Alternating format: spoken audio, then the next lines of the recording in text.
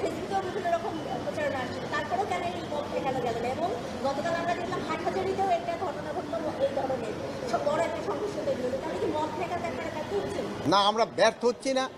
এখন যারা এটা মানে যে জিনিসটা করছে, একটা জিনিস আপনার খেলতে আমরা কিন্তু খুব অসহিষ্ণু হয়ে গেছি। আমাদের কিন্তু ধৈর্য করে নাই। যারা এটা করছে তাদের আমরা অবশ্যই আইনের আওতায় নিয়ে আসবো। প্লাস আপনাদের মাধ্যমে আমি একটা অনুরোধ করব, সবাই একটু ধৈর্যশীল হওয়ার জন্য। একটু যদি ধৈর্য না থাকে, কোনো কিছুতে কারো কোনো ধৈর্য নাই, সাথে সাথে মানে কথা এই যে দেখেন, যে আপনি যে ধৈর্য ধরতে দিতেন, আমি তখন হারাই, যেহেতু আপনার বয়স তো কম, আমার তো 70-এর উপরে বয়স, আমি তো ভুলে গেলাম। বলেন নেক্সট প্রশ্ন কি?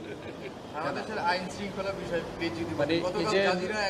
শোনেন, আইন শৃঙ্খলা পরিস্থিতি এতদিন যেরকম ছিল, এই গত কয়েকদিনের ঘটনায় মানে আমি বলবো যে একটুখানি খারাপের দিকে গেছে।